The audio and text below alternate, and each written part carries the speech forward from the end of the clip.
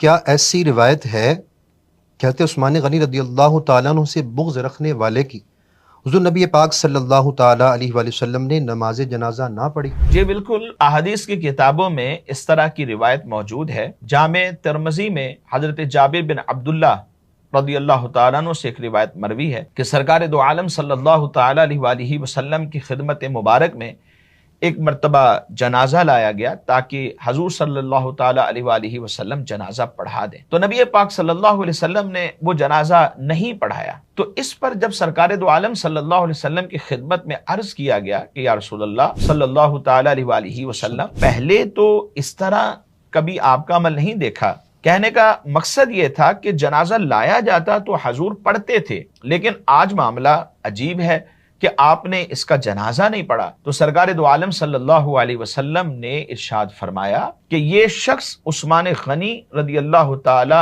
عنہ سے بغض رکھتا تھا، فَأَبْغَضَهُ اللہ، تو اللہ تبارک و تعالی نے بھی اس سے ناراضگی کا اظہار فرمایا، غضب کا اظہار فرمایا۔ اسی وجہ سے اللہ کے نبی علیہ الصلوۃ والسلام نے اس کا جنازہ نہیں پڑھا۔ تو ایسی روایت بالکل حدیث کی کتابوں کے اندر موجود